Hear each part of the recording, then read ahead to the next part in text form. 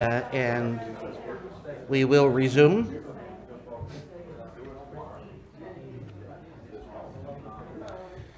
Thank you for your comments, and we'll bring it back to the council now and see if any of the council members have anything additional they would like to say. Robert, maybe you could address the night issue as far as dredging. There'll be some daytime dredging, correct?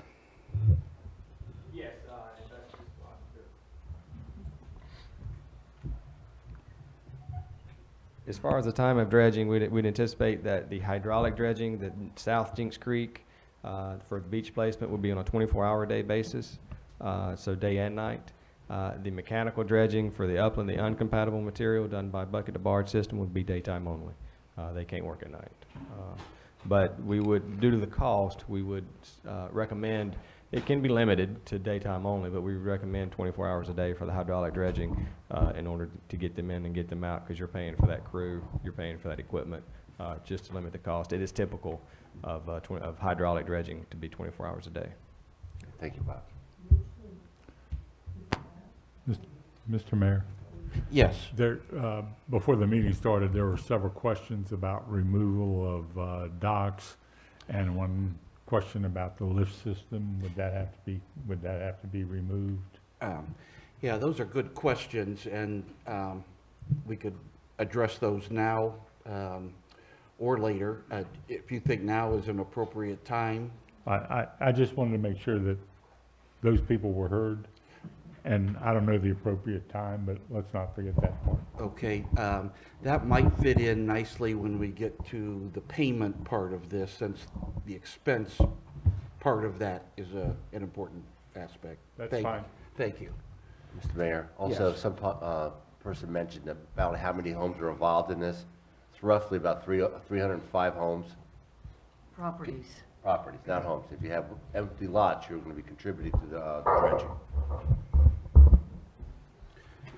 Okay, if there are no other comments on council, I would entertain a motion to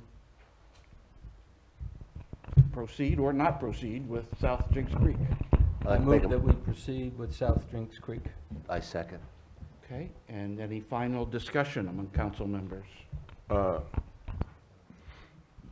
When the permit, excuse me, when the permit is filed to the state, will the state do an analysis also regarding the models? And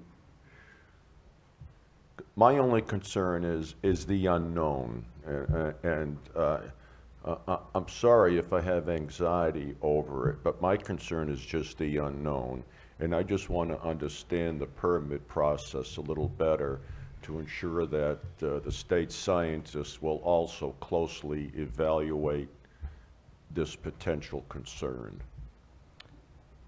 The state will not redo the modeling. They will read our report, review our report to see if they have any conflicts or additional questions based on the data we supplied. Right. So they may ask us additional questions to answer, but being that they've already reviewed the report, I don't anticipate any. But yes, during the review process, during the permit review process, they will review everything we submit, which will be, that modeling report will be included in there. Yeah, it's not a rubber stamp type of process, is it? Just No, so that no, they'll look at, and they could, I mean, whereas Ocean Isle Beach, we've already met with Ocean Isle Beach and showed them the wider, longer dredge cut, and they had no concerns with their influence, but they'll also have another chance to look at it and comment on it. And I expect there'll be monitoring requirements placed in the permit, such as annual surveys for 3 years or something.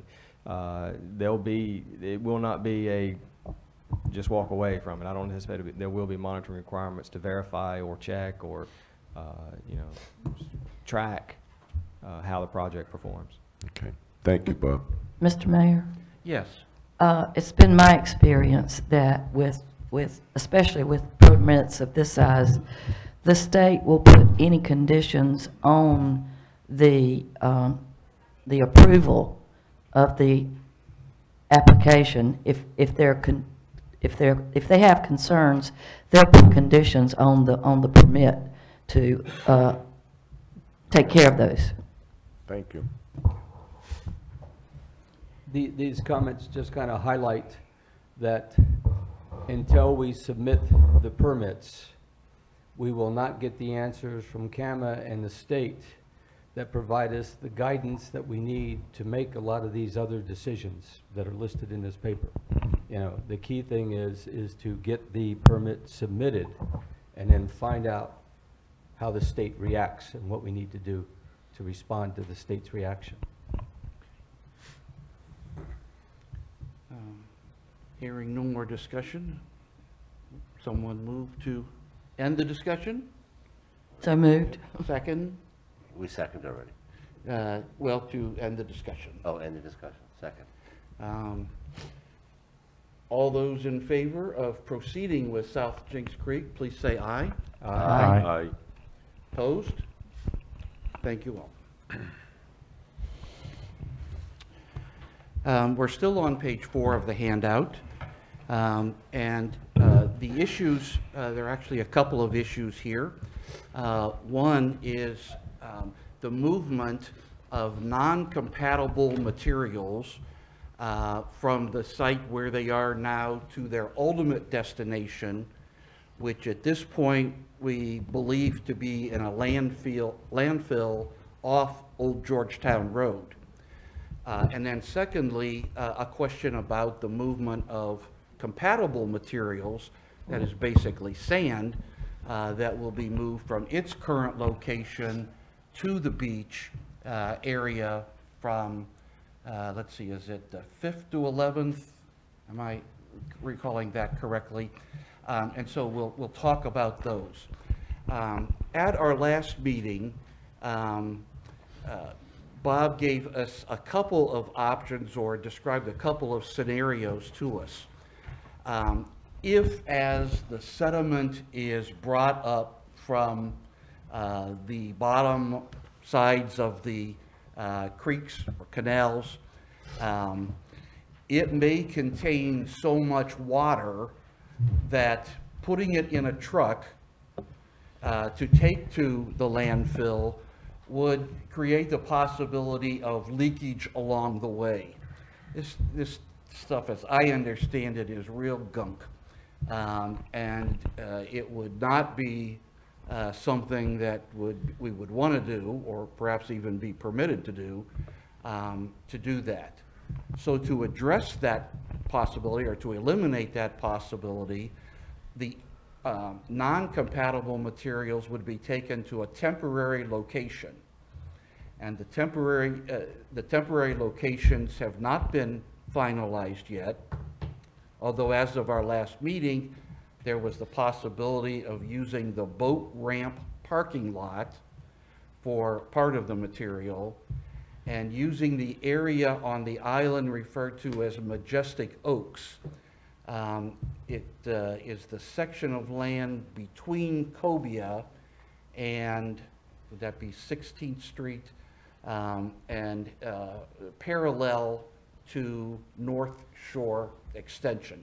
There's a section of land there. Now, in both of those cases, it would be for what's called dewatering, to dump it, let the water distribute, and then go back and pick it up by dump truck and truck it to the landfill site. This is a couple stage process, and among the problems or issues that it creates is the fact that there is serious stench associated with the non-compatible materials. And Majestic Oaks is surrounded by North Shore Extension, Cobia Canal, and of course other areas slightly further out. Neither process, as I understand it, and please anyone correct me if I misstate anything, neither process is inexpensive, but the question that a number of people had after the meeting is if there is a way that we could, instead of spending money for temporary locations, we could spend the money, or hopefully only part of the money, to make sure that we have outfitted trucks so that we could put the material in the trucks immediately to take to the landfill, and thus avoid the temporary locations altogether. Did I say that clearly? We okay? All right. Bob, could I call on you to address the extent to which this is even a possibility?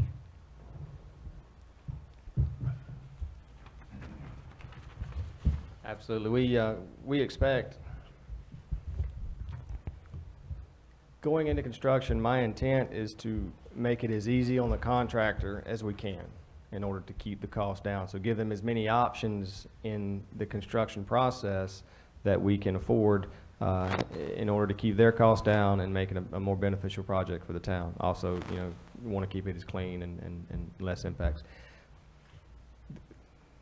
We can outfit trucks. We can require trucks to be watertight. We can do that. There is a cost associated with that. But I believe that this material will be, you know, the dewatering site, we want to make it available, but we're not going to require them to use it. I expect that the material will be able to be trucked off immediately or within a week. We're allowing a month. We're asking for the material to be left to dewater for no more than a month and then find a way to truck it off.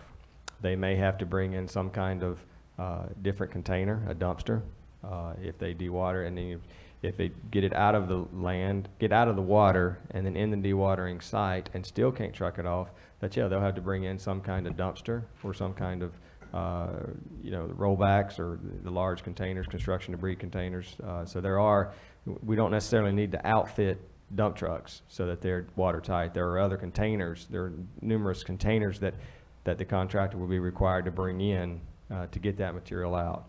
We are at this point allowing, proposed for up to a month to leave it there, to give them an opportunity to dewater it. If they feel they can't, move it directly. And several contractors several contractors we're talking to think they will be able to find a way to move it directly. It costs them more money to dewater it. They want to move it so that they have more profit, and that's what we want. You know, taking the low bid to begin with, but then want them to get done. Once the price is set, we want them out as quick as they can, you know, find a way to get it done quicker and get out. That's great for us. But I don't think that watertight trucks would be the way to go. I wouldn't recommend it just for the volume of trucks you're going to need. That's a lot of, there's a truck carries maybe 12 yards. We have 60,000 yards of uncompatible removing. So that's a lot of trucks. And now, not that you need this one, not only, you know, one truck's going to make several trips, but I wouldn't recommend go that route. There are other containers out there that could be used if the dewatering process doesn't work, or even if they, you know, I really believe they won't need the dewatering, but I want to make that available in case I'm wrong. And just one quick question, and then to involve council. Cost-wise, I am assuming, but perhaps incorrectly, that it would be less expensive to use the appropriate containers for direct transportation to the landfill site than to pay the temporary spots a fee and then truck it to the landfill site. Yes. Is that correct? Yes. Yes. That is yes. Okay, thank you. And any council members, please? If we put the product in Majestic at the old campgrounds, is there a charge for that? For Majestic Oaks? Yes. That has not been negotiated yet. There probably will be a charge. I would anticipate there's that possibility, yes. Now, have you talked to Bill Seafood regarding his lot? Yes. He's here today. Yes. Okay. And they have conceptually agreed. For the charge for the boat ramp, or are we talking about the boat ramp, or Majestic Oaks has not been negotiated. The boat ramp there would not be a charge for, not monetarily charged. We have to clean it up. We'd have to clean it up plus do some dredging for them around the boat ramp. That was the trade-off.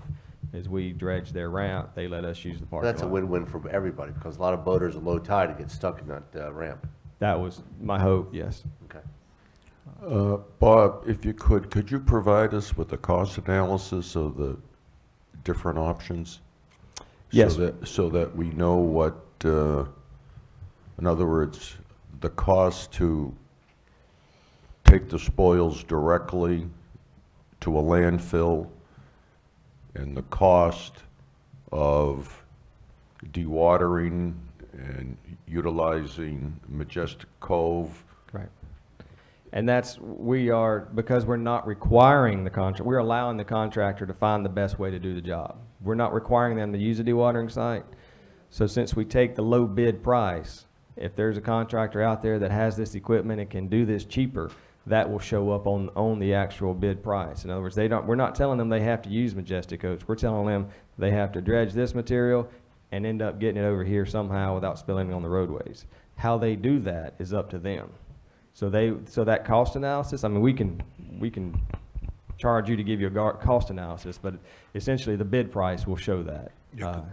Personally, I have a concern, an environmental and a quality of life concern with the stench, the community, even putting it at the boat ramp. There are restaurants there. It just seems such an inconvenience that we're impacting and affecting basically the east end of the island and a very congested area near the park. There's coffee shops, there's 2 restaurants, and there's residence homes around the area. It just seems that we should not be inconveniencing the community. That's my personal feeling. Mr. Mayor, is there a spray we could use to spray the spoils as they're sitting there for a temporary period? Well, I think there's all things, I mean, there's lots of stuff we can do to it. And a lot of it, I hear the concern about the inconvenience, and obviously we're in a construction project, so that there's going to be some inconveniences.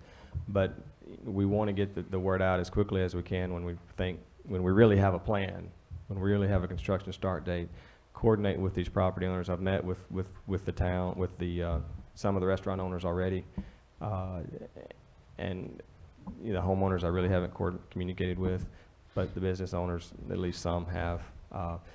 There's anything you want to do as far as the material, and we could treat it and keep it in an airtight container. We could, but the cost just continues to go up. So there's lots of things we could look at. We haven't looked at any of that. Well, there's always a cost to do it right. Okay, and there's also another byproduct to this. The boat ramp will be unusable. We are requesting that it's closed, Yeah, yes. you see, I find that a little troubling. Other questions, comments from? Mr. Mayor, I would personally like to see us take it directly from the canals to its end destination, wherever that is. I don't like putting people who aren't even expecting this, know nothing about this. I don't like putting something that is detrimental to their quality of life right up next to their property. I think we should do it right, as Councilman Serrata says, and get it from the canals to its end destination, whatever that takes. Mayor? Go ahead. Mark? Robert, can we just insist to the contractor that he has to do it that way? Absolutely. Okay. John and then Charlie? My sort of question is, where does this fit, the decision on how we handle the spoils? Where does this fit in the permitting process? Do we have to be presenting to the agencies at least one alternative or plan for the disposal of this as we make our application. And if we present to them a plan in the application, are we going to be bound to stick by that, or can we modify it as time goes on and we find out what we can do to do it better? Yes and yes. We have to give them a plan on how we're going to manage the material. Whether that be allow it to dewater or leave it up to the contractor or not allow it to be dewatered. We have to give them a plan. What that plan is, as long as it's administered effectively, in other words, we don't allow spillage on the roads, then that will be our problem during construction, is we'll have to. Bob, do we have to tell you that plan today so that you can proceed to save time? No, I mean, we can change, we can get the permit under one plan that is all encompassing. In other words, right now the permit application would allow the possibility of dewatering, but also allow the trucking directly. When the construction plans and specifications are made, when we talk directly to the contractor, we can tell the contractor something completely different. In other words, no dewatering, as long as our original permit covers that task. Covers that. So we can give the permit an A and B, and it'll be okay to say approve this to go forward, correct? Yes, and then give the contractor only an A or a B. Right. I think we should go forward. Okay, and Charlie? In case anybody doesn't know, the Corps of Engineers wouldn't let us use the spoil islands. And I think that's, if I'm correct, that's a dumb deal. We're not going to see any relief from the Corps of Engineers. Not this year. Not this year. Robert, just real quick, why did they make that decision? Anybody ever giving you an answer on that? Their letter says national security, but That's security. something of that. No, we are quite. It came at quite a shock. I was quite surprised. But that's just not our dredging project, it's the whole island, the It's the whole entire state, right? Entire state, yeah, the entire state of North Carolina. I mean, it is a nationwide issue. It's just South Carolina, it has been implemented historically. It's not a change for them.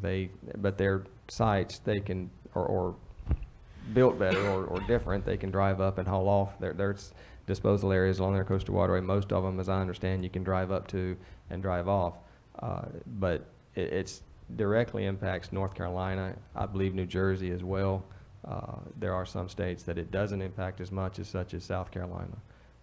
But North Carolina is definitely if not the leader, very close to it. So there's a possibility next year when we dredge the second half of this dredging program, we possibly could use these spoiled islands? Well, they said we could use the islands, but anything we put on it, we have to take off. So we would. They've said we could do that. And in order to do that, it would be next year because they don't have the legal. They would need a financial assurance from the town and some kind of legal binding document that would be negotiated in the conditions. Before we got that in place, it would be next year. Now there is conversation with the state. The state is beginning to think about acquiring disposal islands along the Intercoastal Waterway or any navigable waterway where there's public lands available or lands available so that they could do what the Corps has done, to manage these islands for the navigation of North Carolina, for the residents and businesses just like the Intercoastal Waterway. There's that discussion going on. I have no idea. We're having a meeting later this afternoon as far as NC Byway, where I hope to have that discussion, further that discussion, but I don't know the status. The state is beginning to look at it. I don't know if it would be ready by next year, if they would have a site. Hypothetically, where do they put the dredging now for the Intercoastal Waterway for the Army Corps of Engineers? Well, if it's a federal project, which means if the Corps does it, the Corps can use their islands. Now, they don't own these islands, but they manage these islands, and they manage all the islands along the Intercoastal Waterway, from South Carolina to Virginia, and other navigable waterways as well. But so if we were to dredge the Intercoastal Waterway right now, We could put that material in the core island because it's material from a federal project. Because we're dredging outside of a federal project, it's a town-sponsored project, not a federally sponsored project, being Jinks Creek or Marys or Turtles Creek. That material comes outside of a federal template. It cannot go in a federally managed upland disposal site. Makes no sense. So material dredged from the coastal waterway right now could go in the islands, but because we're not dredging the coastal waterway, our material cannot. Okay, my point is kind of continuing the same process, my theme of getting the permit application in.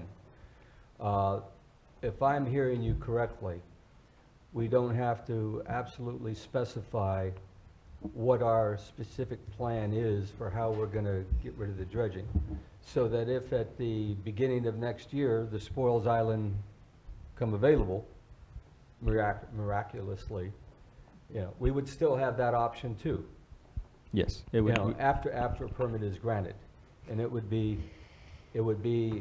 a decision that we could approach and make, if that option became available, that we could approach and make based on consideration of the transportation factors, the environmental factors, the cost, and the speed with which we could do the whole project. Yes, now there would be, our plan has to be documented in the permit, so it would mean modifying the permit, but I would not see that as a You don't lengthy do it modification. initially, but if we get to the beginning of the year and that changed just hypothetically, then we put in a change to the permit if that worked out to be the better way to do it. Yes, Okay. yes. The point being, though, what we do today, we need to move forward to get the permit application submitted. Correct. And one of those is to address that there will be an issue, a disposal issue, and we're not going to resolve that today, what it is, exactly what it is, A or B. A or B. Mr. Mayor, why can't we resolve that issue today? I don't mean to put you on the spot. No, that's okay. Elaborate. But I think we have to deal with the here and now and not speculate if the federal government decides to change their mind. I think that people should know and understand what we're doing. We're here to hopefully make some decisions. And I think we need to make the decisions on basically what we know. So I'm just curious. This has nothing to do with the permit. The permit is going forward. This has to do with the quality of life, the environment, the inconvenience, the noise of the trucks, a whole series of quality of life matters. And in fairness to Mr. Neal, I think he should know what we want.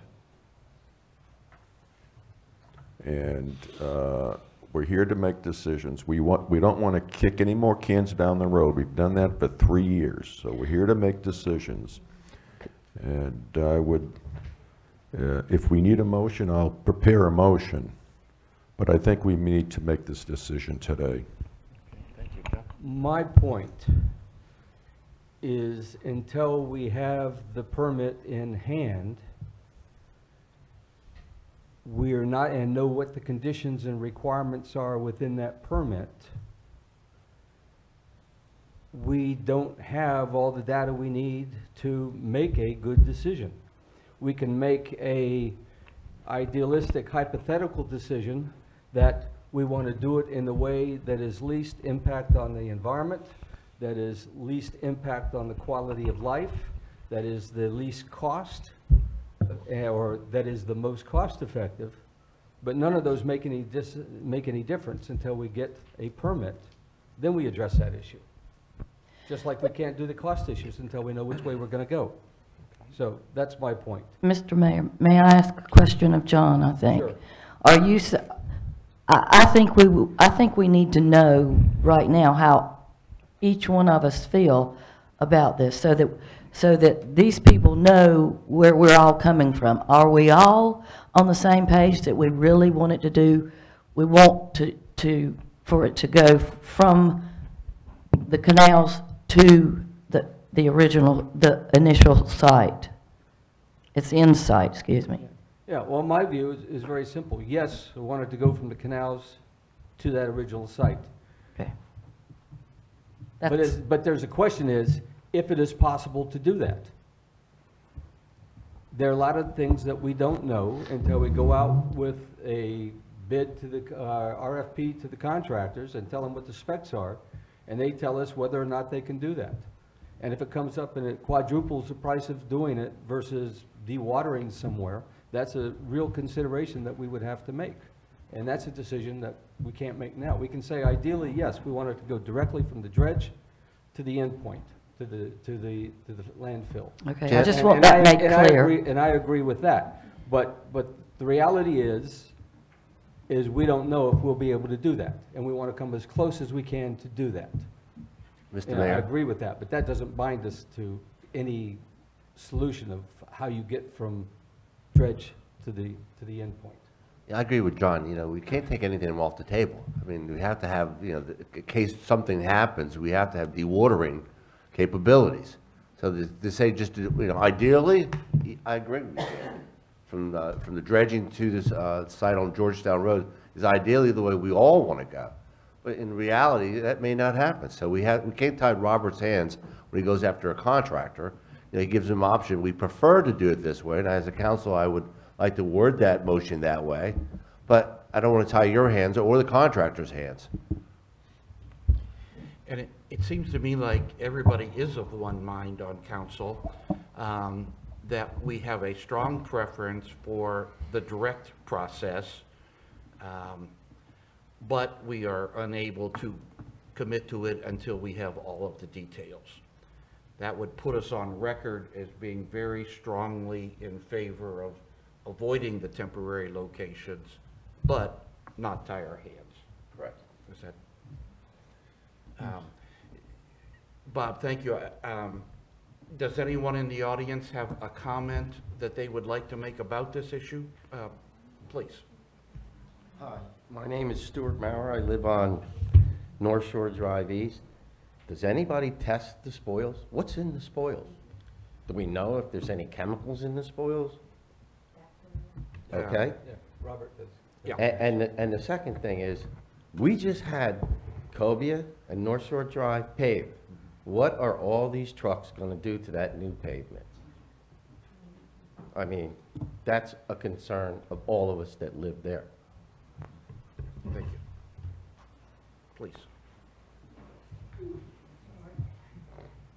Once again, I don't think, John, were there. I know Jan was there when they dredged the canals before.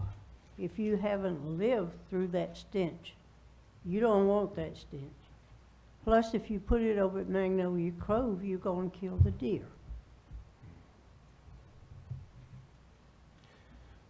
Robert, I think you are prepared to answer the first question about the composition of the sediment.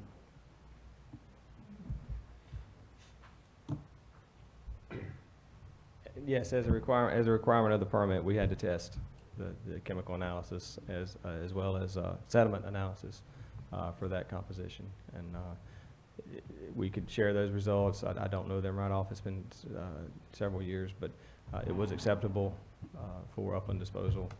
But obviously that means a lot of different things to a lot of people, so we could make those results available. They will be submitted with the permit. Does the stench come primarily from decaying life forms? Just the organics in the material. I mean,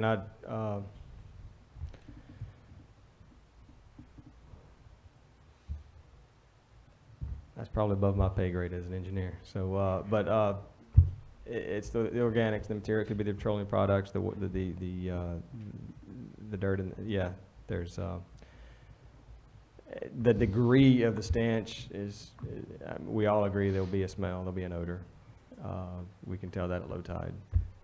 The degree of that we don't know, and that's during construction is where we would, you know, I would plan to be here during construction, you know, all the time, so that we can address that as a, you know, it will be a moving target as we go through the process, if dewatering is even allowed at that time, Okay. or stockpiling. Thank you. Hiram, can you address the road condition? Well, non-specifically, any damage to the road will end up being repaired. Now, whether that's through the contractor or through PAL bill funds eventually, but the condition of the road will be put back. Any damage to the road will be repaired, and the severity of that will depend on the way it's repaired. With it being such a new road and everything, and depending on when the project takes place, and depending on the time of year, there may be little damage to severe edge damage. So it's not really known. Plus, if that's not even the route we end up going, if we don't do the unloading right there off the canal, we do it somewhere else, you know, no matter where we do it, there's going to be damage to some road in the town. So non-specifically, it will get repaired. It's just not accounted for at this time yet. Got it. Yes.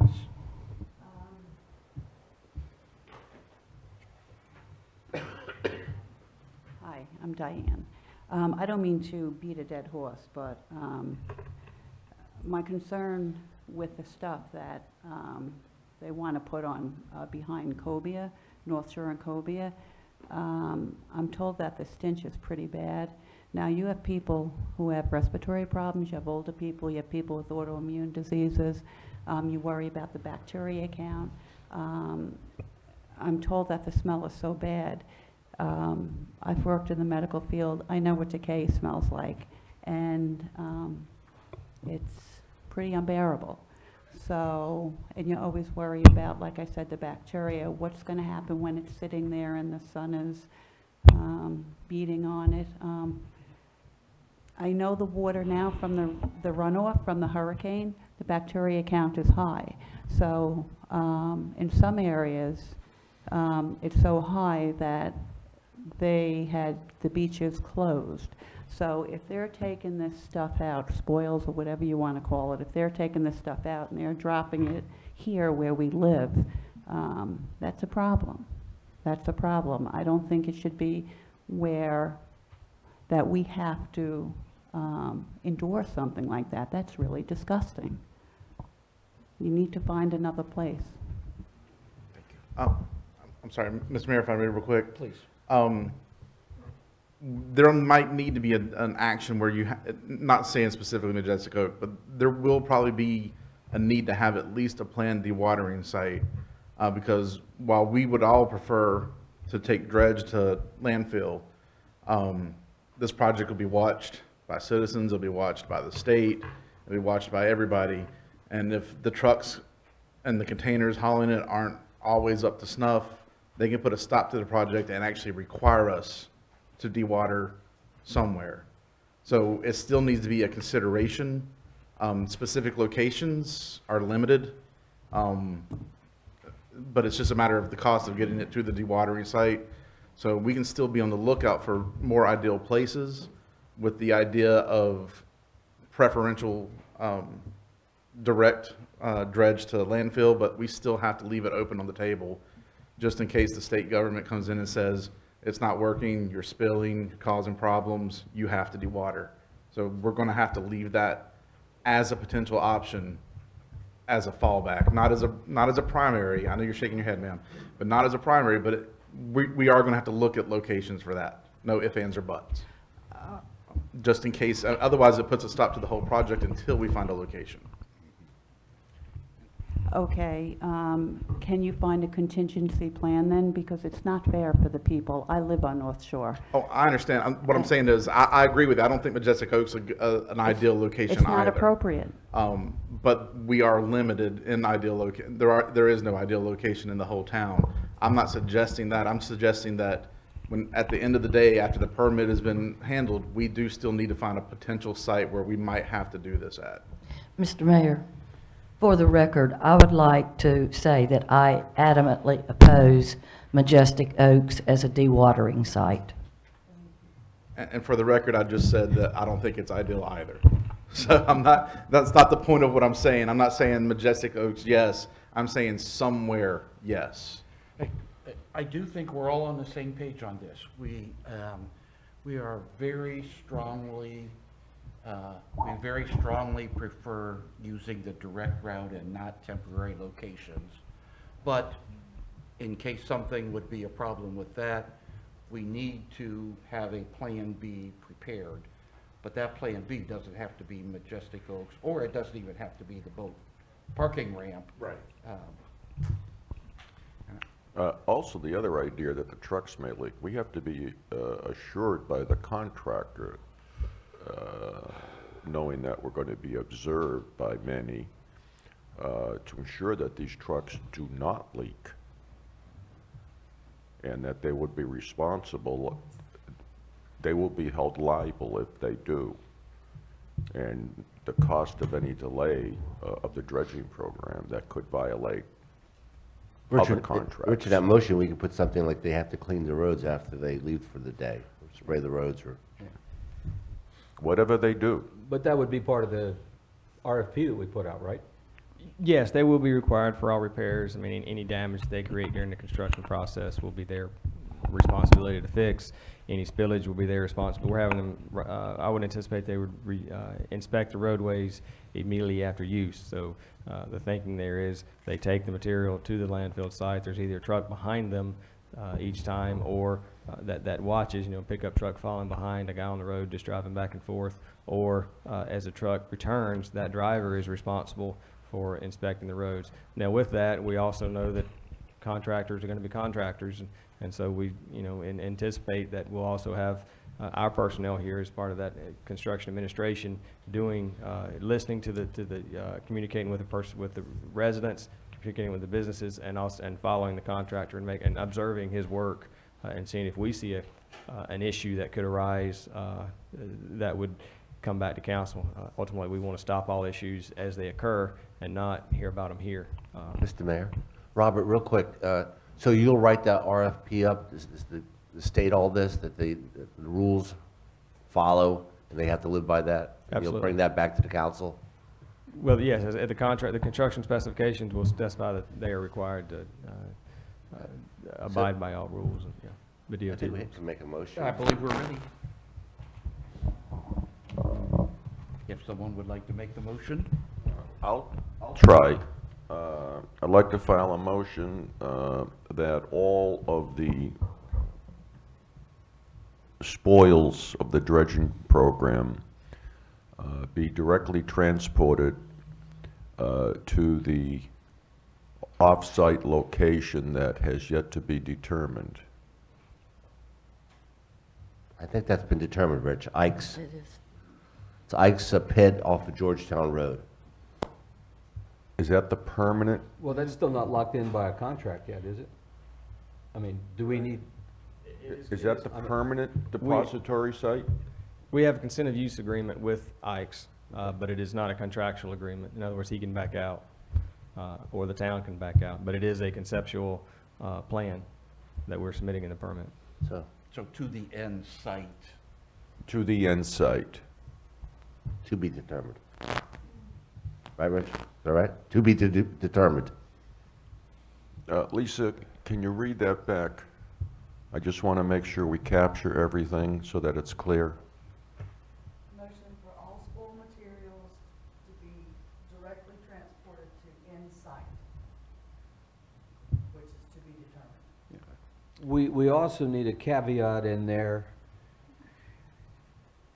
If something comes up that we need to come up with an alternative. I mean,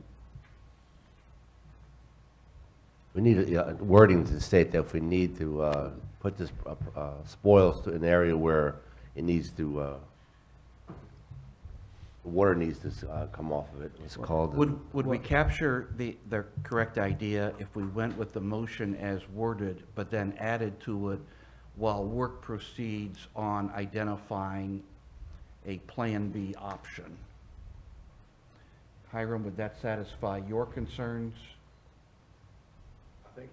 Yeah. I think it would, as long as Councilman Serrato's accepting of that being amended to his motion. Nope.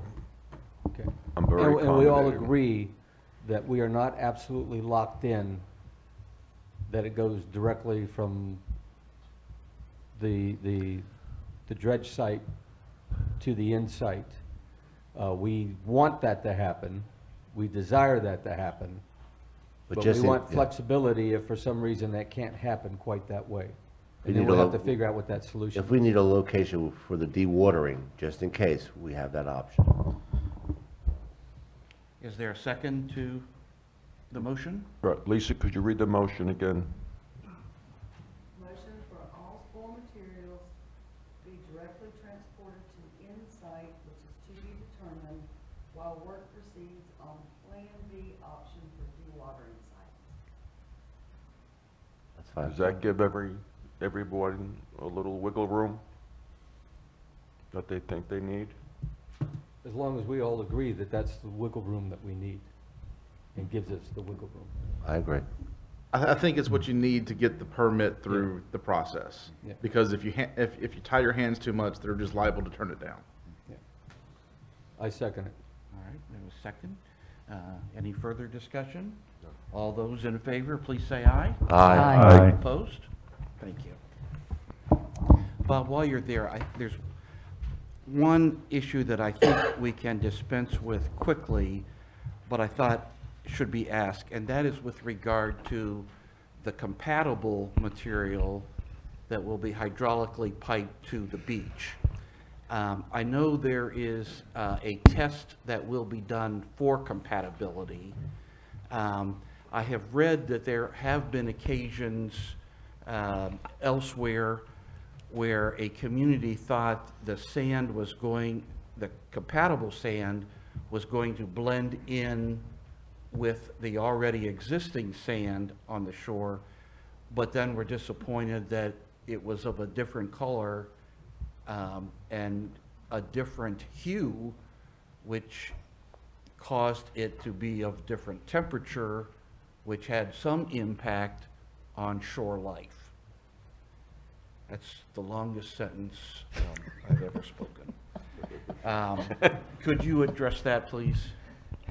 Yes, there will be, the color will be different in that this is not bleached. The material is coming from underwater, so it will be a little bit darker to start with, and then we'll blend in over the summer. I think by the end of the summer, you would not be able to tell the difference. But Mr. Mayor? Please. I think I asked you this at the other meeting, but I would like to do it formally in a meeting. I would like to have the history of our turtle nesting that's in the area where the compatible sand will be placed. I would like to know the turtle nesting history of that area. Okay, thank you. Who's gonna do that? I've already agreed to it if that's. You've already agreed to it? Okay, good. All right. And I'm sure Carmel has that history. Yeah. I was gonna say ask Carmel. Well, Right. that's what we're gonna do. Okay. I don't think there's a motion that's necessary here. Was a question, you've provided an answer. We'll provide an answer. Thank you.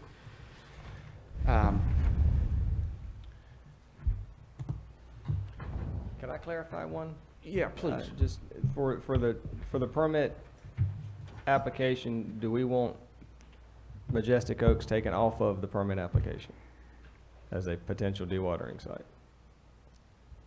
What effect would that have on the approval? None on the approval. It's just, or none that I can foresee at this time.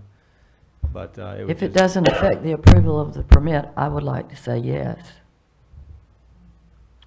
We would still be communicating in the permit application that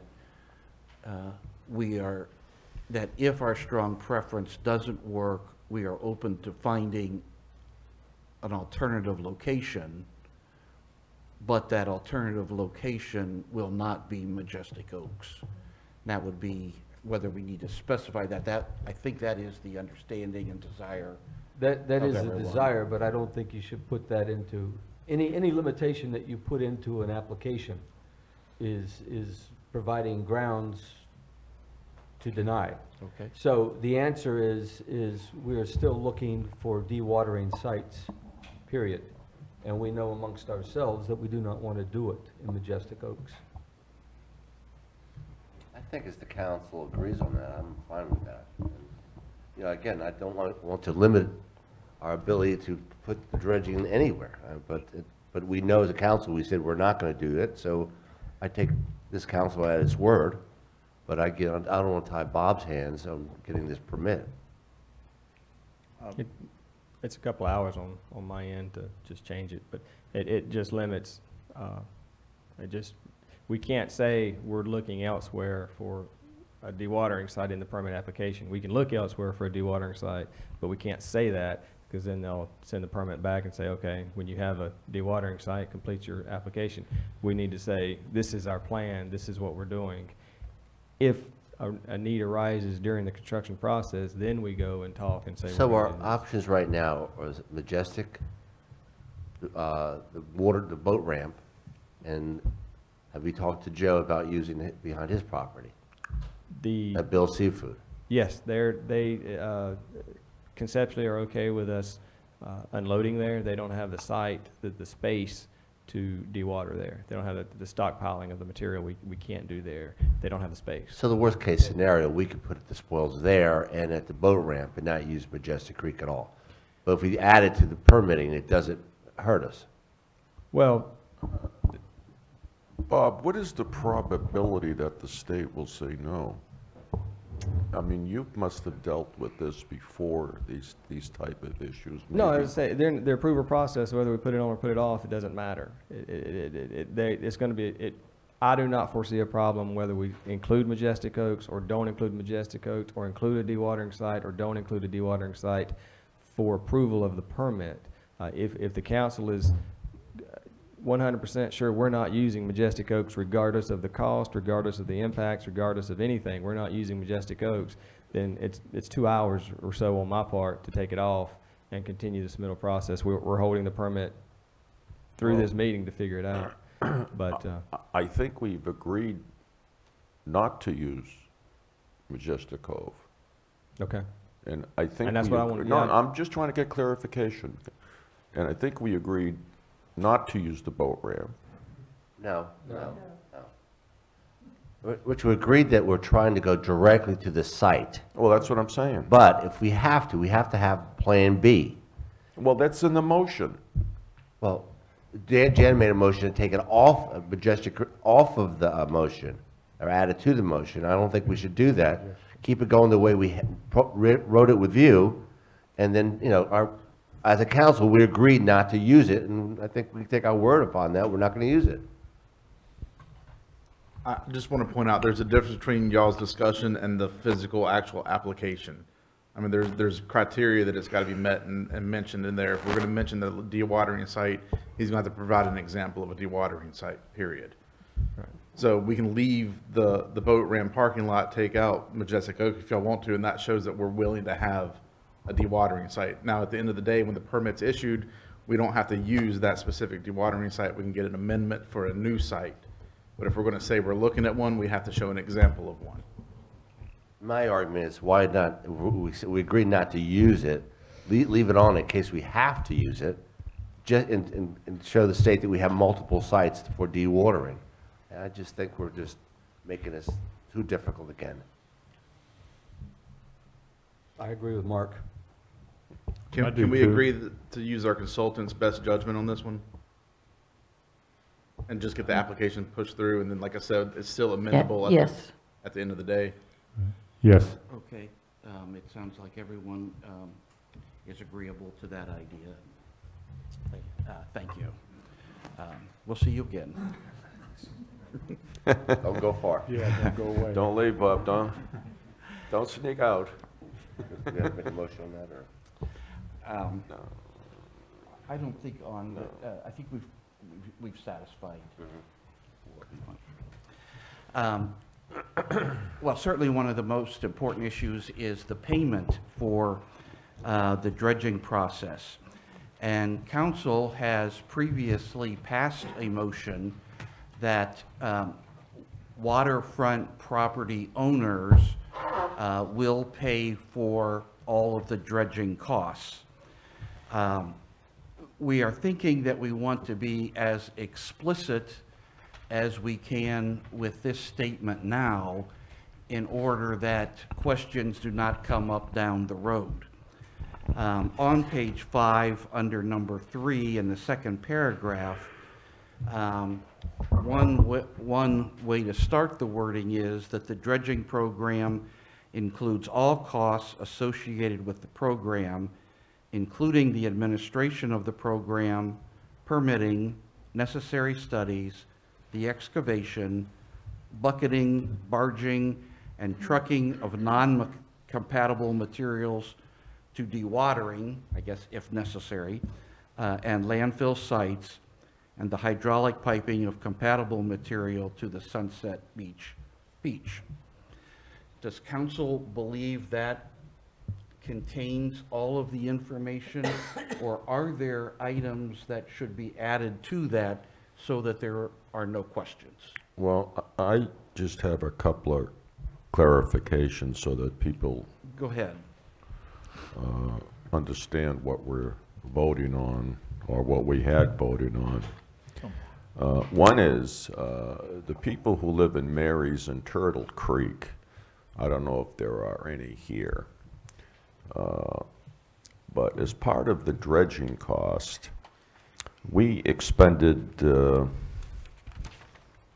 funds to analyze and study North Jinks Creek. And I think, in fairness to the Marys and Turtle Creek property owners, they should not be assessed that fee because they already have deep water access. My second concern or question is when the council made the motion to have the property owners pay for the dredging, they also added something that I think needs to be discussed, and it was not discussed at the meeting. I was not here. I think this was in July. That the assessment would be based on linear feet of the size of their lot. And it reminds me of the sewer that we installed 5 or 6 years ago. Everybody paid the same rate, whether your lot was small, large. The council at that time thought it should be fair that everybody pay the same sewer fee, and they did. And I think linear feet or linear footage, when everyone is going to use that particular lane, a person should not be, I feel, a person should not be penalized because of the length of their lot when everyone is using it. And I feel that even if you have a corner lot, you may have to pay for both areas. And I just think that's somewhat unfair since everyone is using it. And I would like to make this suggestion that once all the numbers are determined, that everyone be paid, other than the Marys and Turtle Creek, but that exemption, that everyone be paid the same amount of assessment. Didn't we already vote that? We did. I thought so. And I don't think there were any exceptions for Marys and Turtles. What we voted on was that every lot or property owner would pay an equal share. Every property. No, it was based on... Is that correct? No. We voted that every property would pay according to the cost per linear foot for the linear feet that they had. And that is the same formula that was used in the 2002 dredging, which was the last time it was dredged. Okay, we've got a couple issues on the table here, and let's break those apart. First of all, for Marys Creek and Turtle Creek, As I see it, the issue is, do property owners on those two creeks pay all of the costs associating with dredging those two creeks, but none of the costs associated with anything else? Or are the property owners of Marys and Turtles Creek put into one aggregate unit that pays for the aggregate costs of all of the dredging?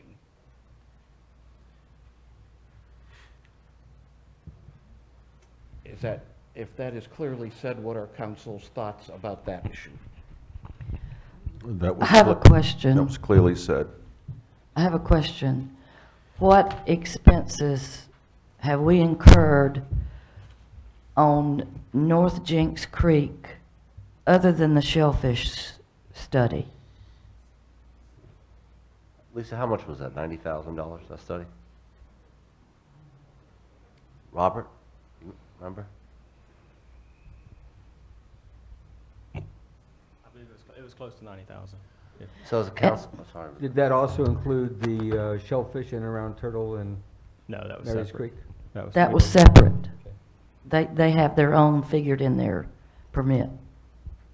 So would it be easy enough just to figure out, you take that $90,000 study for Jinks Creek, put that just towards the island side of this dredging, and then eliminate that from the cost for Turtles and Mary's Creek?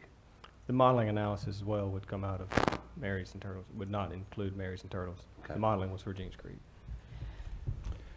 We have two separate permits. We have two separate permits, is that correct? One is for Marys and Turtles Creek, and one is for the canals, feeder canal, bay, South Jinks Creek. It seems easy to me to figure that out. Hiram, do you, I don't have the information about the number of properties on Marys and Turtle Creek. I don't either, right off the top of my head, nor do I have any permit applications in front of us. The overarching issue y'all need to realize here too is, until you figure out your assessment, you really don't need to figure out this process. But generally speaking, if you can get the general concept of everything, but at this point, as far as linear footage and number of properties, we don't have the full range of that information on hand right here to give you like those solid numbers. But as far as figuring out the separation of the project, I mean, that's easy to classify. Because like Councilwoman Harris said, they are two separate permits. There's been basically two projects running together as one project. So they'd be easy to divide or combine. But as far as like specific, like how many properties are running on both those creeks, what the linear footage, all that is, I don't know it off the top of my head. Cost-wise, I think there is a possibility that if we completely separate Marys Creek and Turtles Creek, that the cost per property could be prohibitive. About 15% of all of the dredged material in this whole project comes just from Marys Creek and Turtles Creek. If that was used as some basis for payment, the very small number of homes on Marys Creek and Turtles Creek would end up paying, I mean, I was playing around with numbers, and please don't hold me to those, but I came up with something like $16,000 per property. Now that assumes 10 properties, and that number may not be correct. But the town owns some of the property too. Okay. Large piece of that project. Yes. Yeah. I mean, if we're thinking of Marys Creek and Turtles Creek, it may well be to the advantage of those property owners just to go in to the aggregate, even if that means paying for some things on the other side of the LCW. Some things on the other side of the marsh. But maybe that's not the fairest way of conceptualizing this. Well, I believe the numbers make it better for everybody. If you divides it among 305 homes instead of 15 homes, those people will make out better off doing it that way than doing it the way Rich wants to do it. It's by linear foot. I understand that. But again, Robert, do we have to determine that today, since there's 2 permits? We just have to go forward, correct? No, we just need to know that before we issue the construction advertisement. Okay. Hiram, can you provide the council a list of the impacted owners so that we know what the numbers are? Have we already started working on that? I think you've got okay. Yeah, that's not a problem. Thank you. So what do you need for us to do Okay, today? to make it complicated, does that list of owners have the linear footage per owner? No. It is attainable. It'll take us a while. You know, I don't think we need it now, I mean, but that. but but We- at just- some just to point, clar- we would- At some point, we would have to have that before we start paying bills. Right, just to clarify for any questions coming up, staff has not gone through the process of separating and parsing out information on the cost yet because we don't have a cost and all the data to work that out. Y'all haven't made a decision whether to treat people with properties or houses differently than vacant properties, or to do, y'all have made a linear foot decision, but we still haven't gotten to the cost yet, so we haven't started that whole process in-house. So I don't know if that'll help any future questions coming up, what we can and cannot answer. We can give you names, we can give you number of properties, probably not here with us in hand, but we can go get it. But linear footage, cost estimates, breakdown between Mary's Creek versus the rest of the project, all that's going to take us time to come back to you. Hiram, I had a question for you. Would it be easier just to assess these people by property, by a lot they own or a house they own? Well, very much so. So I don't, as a council, why don't we look at that? If you have 2 lots, you pay 2 numbers. And if you have 75 foot or 50 foot, it's the same price. It's just a cost per being on the canal or the dredging areas. Well, the motion that we had passed before, the Councilwoman Jan Harris proposed, I was proposed based on linear the state feet, ordinance. and we have a statute to support that, Yeah. and that's the way it was done in 2002. And I'm not saying that, Jan, I agree with you, but I think would it be easy, just because they did it 2002 that way, is it better to do it that way today? And that's something we should think about. The reason that I think it's important for us to answer as many of these questions today as possible is because of what's coming up in item number 4.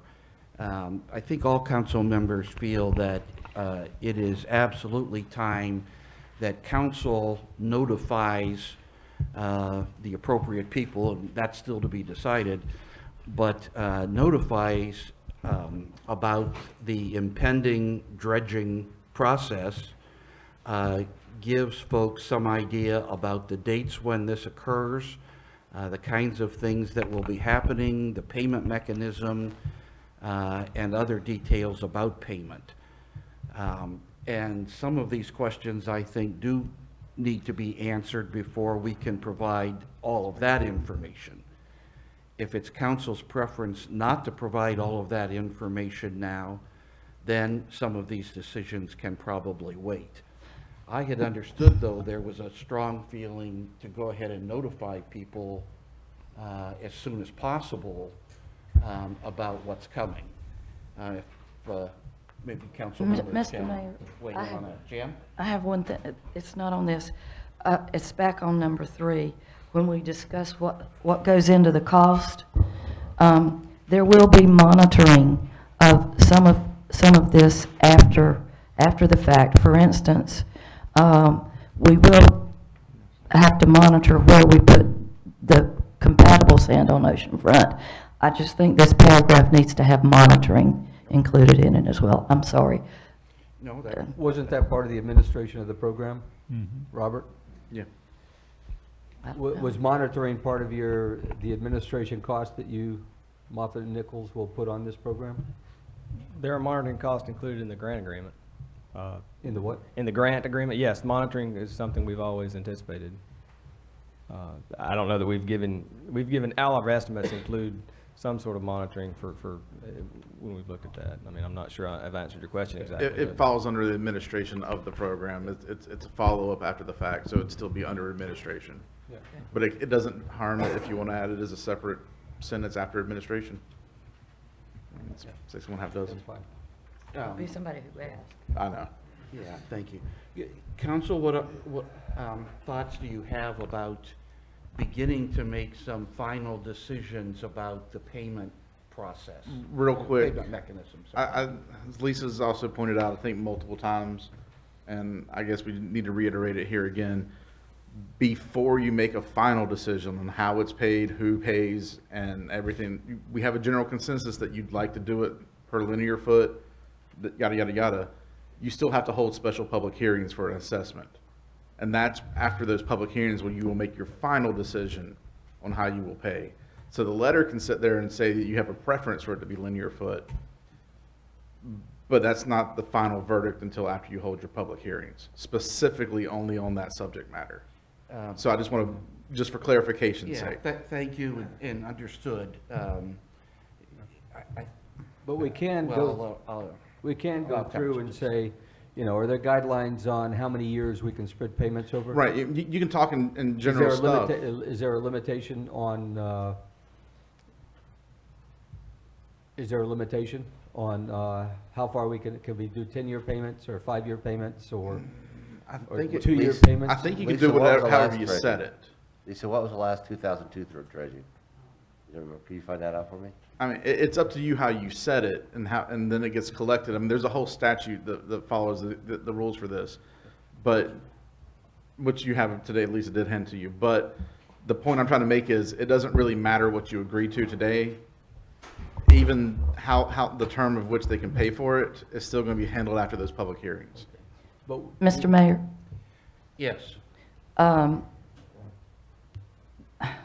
lost my, Well, and, sorry, the public hearings will take place after you know your full cost, when you're ready to do your assessment, and then you'll turn around and do the public hearings.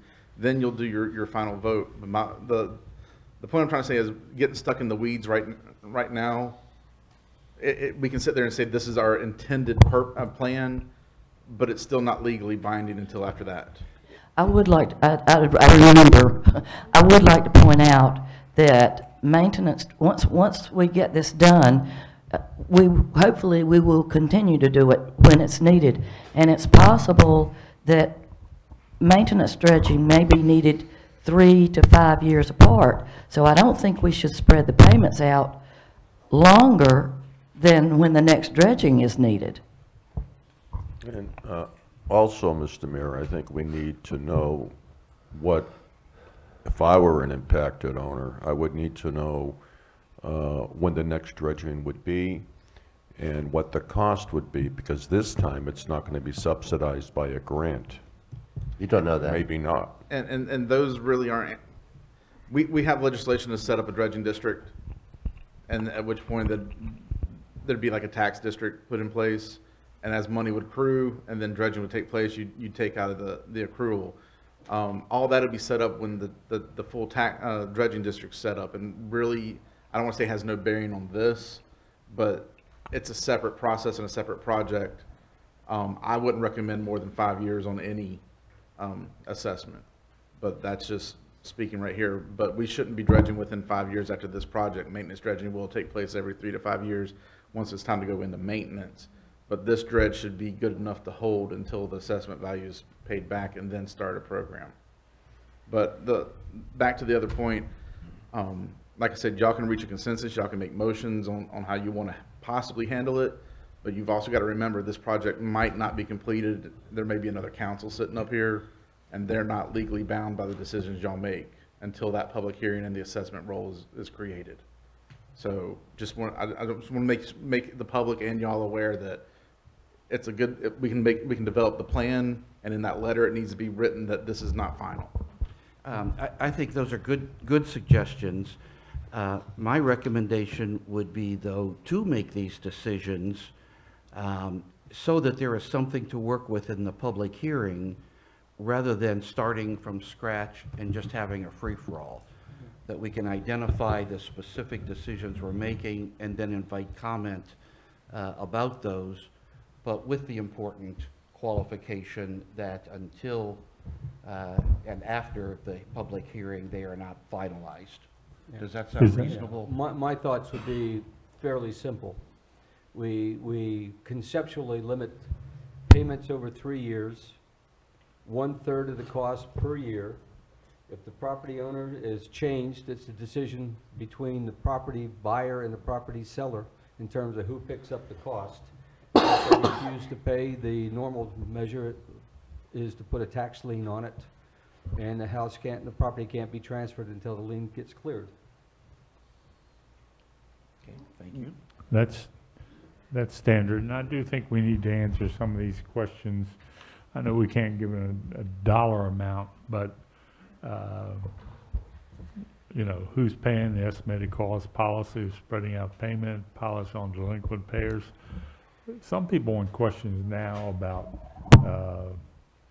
as I said before, removal of their piers, and what about the lift systems? If we can answer those questions now, I think when we do have the public hearing, we do have something to base it on, And plus- something, and not just,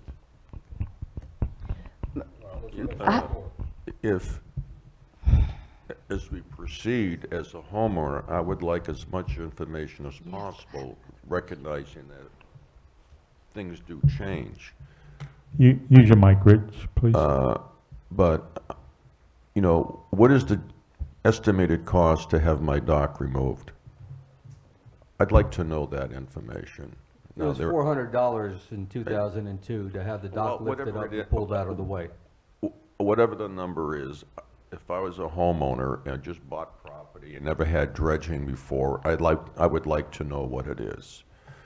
And who's responsible for it? Is the town going to arrange that, or as a property owner, do I have to arrange that?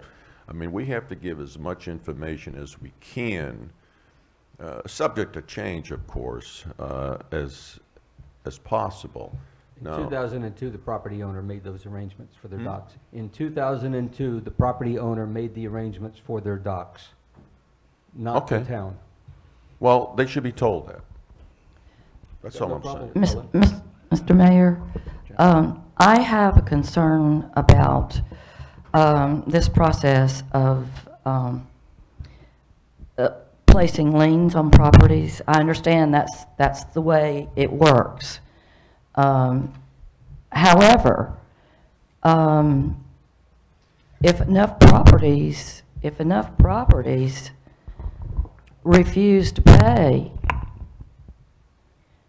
then we have to understand that it is the town that's paying for it. It's all the taxpayers in the town Mr. Mayor, that's paying for those properties that don't pay. Mr. Mayor, Lisa, how many people didn't pay the last time? Would you find that out, please? Just to reiterate on that, so everyone's clear on the process of this part too, you're gonna pay first anyway and get paid back. It's no different than a credit card. The town will eventually get its money back. Either they'll pay it or it gets liened in some process, the town will be paid back. It just may not be immediate within the first 2-3 years or whatever you want to set the assessment, but the money will always come back to the town eventually. Do we have any liens from the sewer installation? County did sue. County did. Do we have any liens on properties at all now? 2 or 3.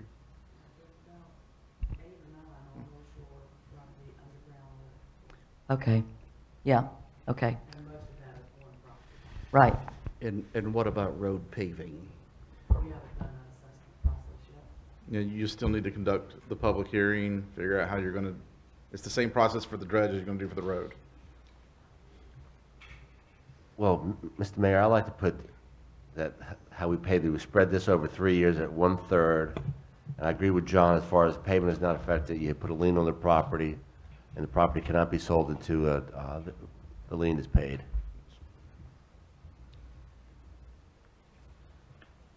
Does other council members have comments on those specific features?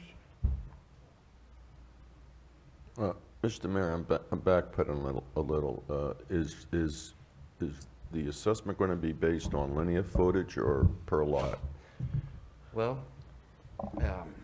the motion that was passed was regarding used linear feet. And Hiram pointed out that there has to be a public hearing first, and then we make a final decision on how we do it. Correct. So your preferred stance at this point is assess on linear footage of the affected property owners, whole project. I believe was the motion originally said the entire project will be paid by all the property owners for linear footage. And then now with the caveat of a 3-year payback, a third each year, and then following the state's laws on property liens. Correct. This might be a good time to see if you all have questions or information that as a property owner you would like to receive that would relate to decisions that council needs to make. Mr. Mayor, 2 things real quick. We have a motion, we need a second and maybe a vote. But the motion was to do the 3 years. Was that a 1/3. motion? Well, Mark made the motion. I like to make, yeah. Oh, okay. And I second it. I apologize. I But didn't realize that was. Also, I'm sorry, real quick, in 20 minutes, y'all have interviews. Yeah, So- we know. Okay, I just want to, Okay, well, there is a motion on the floor then to, well, Lisa, do you want to read that back to us? I'm gonna attempt to. Okay. Assess by linear footage, an all-in assessment, meaning all the property owners are in one assessment. Payment over 3 years, and lien must be paid back at property transfer. 1/3 a year. And 1/3 1/3 a year. And that's just a consensus. That's right. Motion kind of thing. Right. Is there a second for that motion? I seconded it. Second. And any further discussion? All those in favor of the motion, please say aye. Aye. Opposed? Okay, thank you. That's very helpful. Audience, are there things that you would suggest to us that we should, please, yes. Hi, my name is Ed Huggins, and we own the property on 6th Street, 431 6th Street, and the canal's our backyard. I just ask that, I'm in favor of the dredging. I just ask that it comes to the end of 6th Street. Last time it stopped very close to the start of our property and did not go all the way through, nor to the last house at 6th Street. So you say it didn't go all the way to the bulkhead? It did not. Real quick, is that where there's already grasses? Now there are grasses, and as the waters drain through, it's filled in and it keeps growing. We won't be allowed to dredge where there's grasses. Okay, but can you get up to the grass this time? Because last time, '02, or how many years ago it was? There's an offset that CAMA's going to require us, like a buffer area to be, how far, is it 20 feet? 20 feet off of the grasses is what we have to do by state law. Okay. Our hands are tied on that one. There's nothing we can do about that. Because at low tide, our floating dock is not floating. Right, I've noticed. It's on the oyster shells, you know. Yeah. So I'm asking if you can take it at least. We can always Further. approach CAMA and see if they'll, during the variance process, allow us to get closer in that buffer area, but that's in their 7H guidelines and rules that it has to be, I believe it's 20 feet. To the grasses. To stable vegetation. So once vegetation stabilized, for instance, the longer this project takes, the more vegetation that appears in those canals, the less likely we'll be able to dredge to the project scope now. So as vegetation stabilizes, CAMA requires a buffer so as not to disturb that vegetation. And that's their rules. They will not, if we go too close to that, they'll cancel the whole project everywhere and fine the town. I'll be glad to meet anywhere, anytime with you or any of the representatives on site to look at that. Tyler McGuire is our field representative for CAMA. If you'd like to stop by my office tomorrow, I can give you his information. Okay. You can talk to him about what can and cannot be done. That falls under their territory, not the town's. We have no say in it. But I'd be more than happy to put you in touch with a person who does have a say. Yeah, because if we can't dredge at our house, I don't want to pay for it. And the way I would recommend to council is we'll look at everybody who's in the project scope, and if we're not allowed to get as far as we can, it would be the recommendation that if you're not affected, you're not affected, and you shouldn't be responsible.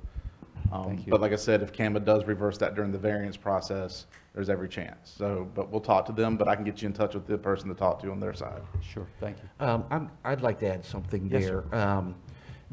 Hiram seems to be absolutely on top of this, and what I'm saying is not meant to dispute anything he's saying. I'm sure he's got it right. But I'd be happy to meet if you're meeting with someone. I mean, what you're experiencing is not fair to you. And if there's anything we can do to assist, and if you're meeting with someone, I would be more than happy to join that meeting and advocate for what you're asking for. Thank It's you, just sir. not fair. Appreciate it. Thank you, Mayor. Not if the grasses have stabilized. Excuse me for 1 second. Robert, did you want to address that issue? As far as the grass. I could come to the microphone. As far as the grass, as part of the construction process, we are required to, prior to construction, in the plans, go out and survey the grass line, so that we can establish that buffer at that time. So we, when we prepare the construction documents, we will be doing that survey. And we are, I believe it is 20 feet. We are required, the dredge equipment must stay away 20 feet. There'll be some material within that. We have to abide by that 20-foot buffer from established grass lines at the time of construction. And Bob, I know the grasses play a very important role in the ecosystem. But is that all grasses? Are we sure this is a protected type of grass? And do you know of any exceptions that have been made? The spartina grass, the grasses that are grown in that marsh are all protected. I mean, Well, one could argue that the canals themselves are not the marshes. And the area at the end of the canals have got the dirt and the sediment based on primarily what's come from the storms and washed down through there and collected at the end of the canal, which has provided a base where the grasses can grow. I mean, from a practical point of view, it's not a marsh. It is the canal for the residents. They ought to be able to go pull the grasses out, and CAMA ought to let that happen in those areas. They could replant the grasses in other parts of the marsh if they want, but then they're... I will point out that when CAMA oversees, like, say, a dock construction in these areas, they're limited to having no cover over these grasses.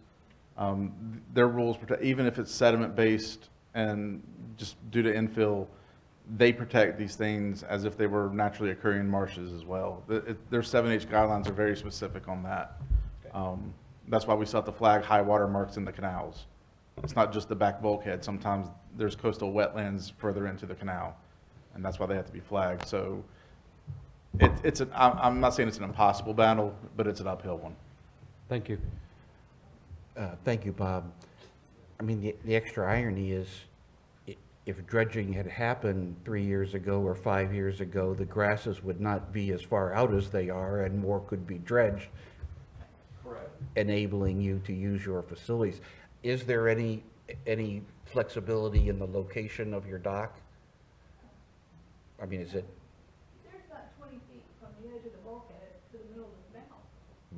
So it wouldn't be dredged.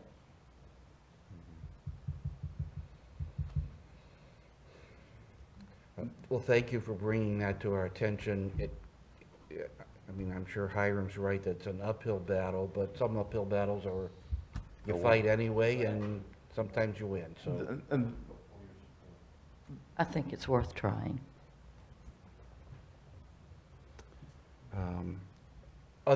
Yes. Jan, correct me if I'm wrong on this. When we dredged the canal, was it in the 90s? 2002 was the last. No. I'm talking about when we dredged the Before. feeder canals and all. It was in the 90s because I was living here. Are you talking about the first time they were Yeah. dredged? They've been dredged a number of times. But this was in the 95, 94. That's possible, yes. But my question is, when we dredged it then, the docks were pulled out for us. We were not responsible for pulling the docks out.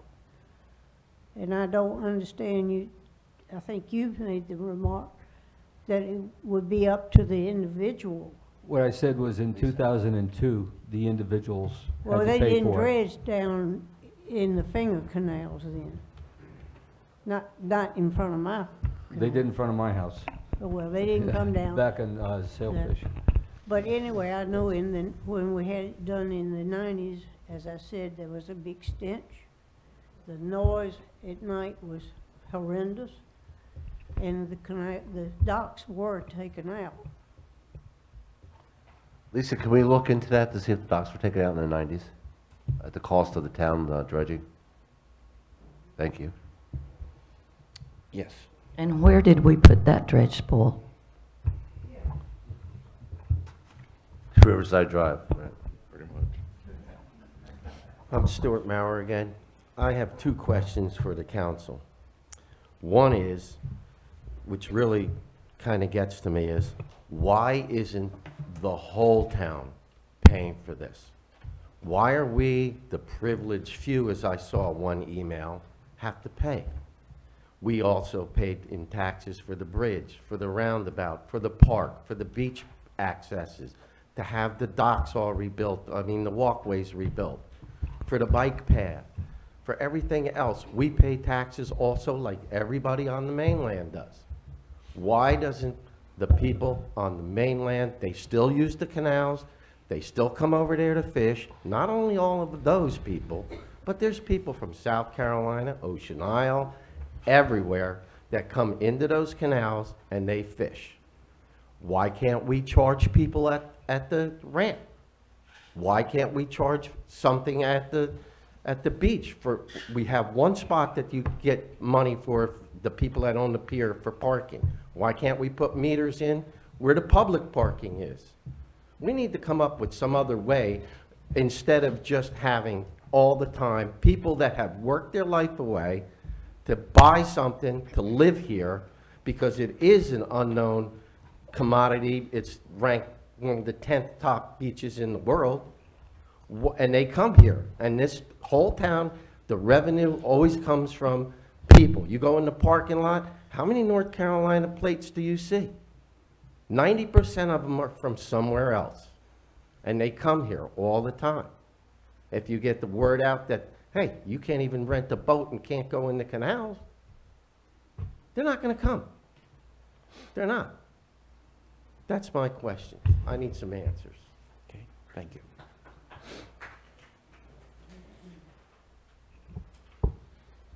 I don't know if anyone wants to respond to that right now. I'll try. But, No,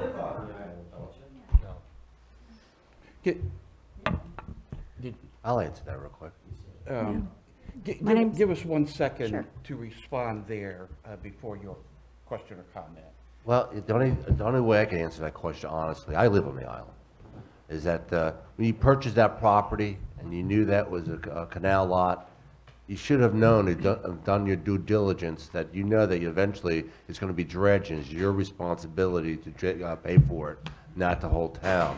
And that's been up and down the coast for my 60 years here, in and out, that the homeowners always paid for the dredging of the canals.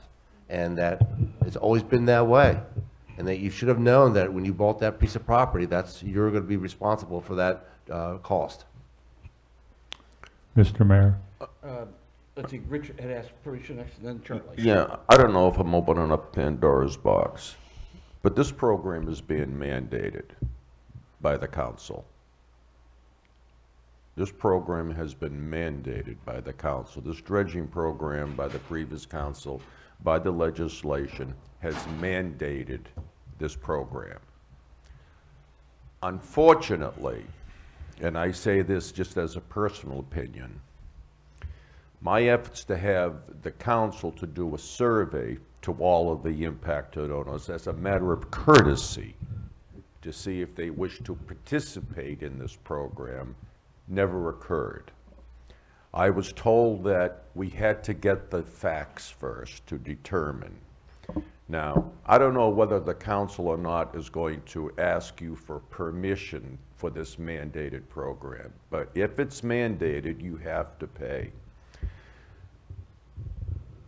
The other concern that I have is, and I'm going to ask Lisa to do this again for me. The last time I have spoken to the tax office, they provided me a list 2 years ago.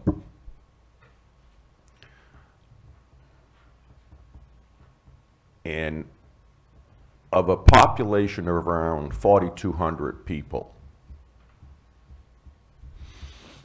there is slightly over, approximately only 200 people in this town have registered boats that they pay taxes for. This town, the gracious taxpayers of this town, built a boat ramp. And it cost the Sunset Beach taxpayers, I think, around $1.3 million. We have a boat ramp. We recognize that we are a community that is a resort area, and we're a boating community. That boating community allows deep water access. Now, I don't know how many people on the island have boats, registered boats. The last count I did, there was around 11. I'm going to ask the town to contact the Brunswick County tax office to find out how many people have registered boats. Personally, I don't think it's fair. I could be wrong. You're going to have to convince me. But I don't think it's fair for, let's say, 4,000 people to pay for the needs of a specialized need as boating for 200 people. That's my personal opinion. I just don't think it's fair. I'll be more than happy to sit with you over, no, I don't drink beer, but I'd be more than happy to sit down with you and discuss it. But that has been the general feeling. When we have done dredging before, the impacted owners paid. Now, 200 out of a population of 4,000 is not a lot of people. These are not roads or sidewalks, nothing to do with public safety. For the general community. I hope I made myself clear. Well, it wasn't just the council mandate. There were many property owners that have been requesting dredging, asking about dredging for years and years. And the only other thing I'd like to point out is that a state grant is paying for 2/3 of this project, and everybody in the state shares in that. That's all. Mayor? Thank you. And Yes, Mark. addressing this man's issue, if we don't do dredging, more homeowners are going to have his problem. And we have to look at that way. We have to do the dredging. Well, why in the world did you buy a house on a canal? They're going to all fill in. I mean, like a lot of you people see, low tide, these canals are completely drained of water. It has to be done. And how we do it is the fair way of doing it. You knew when you bought these houses that were on lots that had to be dredged, and that goes to the homeowner responsibility to pay for it. That's simple. Mr. Mayor? John. 2 points. Neither one of them are particularly nice. First off, Mr. Serrato, your numbers from the tax, when you got them a couple years ago and sent them out, were incomplete and if you will, not comprehensive. The number of boats that you had of 11 was for property owners who live on the island, and it did not account for the property owners who live off the island and bring their boats back and forth. And I you just also- said- And you also had 185 houses in that sketch that you passed out, which didn't cover the full 320. So when we get the tax records, we have to be careful to make sure we do it comprehensively before we start throwing the numbers out. The second point, which is just really blunt, the reason that we go for the property owners to pay for the dredging is because politically, you will not get approval from the majority of the council or probably the majority of the town if we tried to ask them all to pay for it. I own property that would be affected on the dredging. But it is my opinion that we could not push through and get the dredging done if the property owners didn't step forward and pay for it themselves. It's just a matter of political reality here in Sunset Beach. The town and the people, the 4,200 people who are the taxpayers, are not going to step forward to pay for this, in my opinion. And that's why I'm supporting this effort to go ahead and get the project done with the property owners paying for it. Thank you. Rich, I'm not sure if you have a comment or not. It is 11:30 and several of the council members have an interviewing obligation. We haven't completed our list, but that's fine. Oh, I'm sorry. My fault. No. I promised, we'll be late for the interviews. Please come back and talk. Most of you have already made the point that I was going to make. I am a boater. I have lived here. I don't go in your canals. I've been boating for 40-something years, and I know how the tides work. So I don't even head that way unless it's high tide. And I don't go in your backyards. And I consider that to be your backyards. Now, I know that there are people who come from out of town, and there are occasional people here who also like to go back there. But basically, that's your backyard, and you need to pay for your backyard, unless you'd like to open up your docks to all of us who don't live there, so we can come and fish off your docks and do those kinds of things. Otherwise, I really consider that to be your property. You don't take care of the pond in my backyard so it doesn't flood when it rains. I'm not going to take care of your backyard when you need to get your boat out. But also, that being said, a lot of the homes on the canals are rental homes. They get additional accommodation taxes. You can raise your rental rates to help you cover the expense of dredging. Plus, once again, more than 2/3 of it is being paid by the state, who means all of us taxpayers are helping you anyway. Very good. Thank you. Well, thank you to all the members of the council, and thank you to all the members of the audience. We've talked through some pretty tough issues today. We've got more direction that we need in proceeding with the permitting, and there'll be more meetings related to dredging. Thank you all. We're adjourned.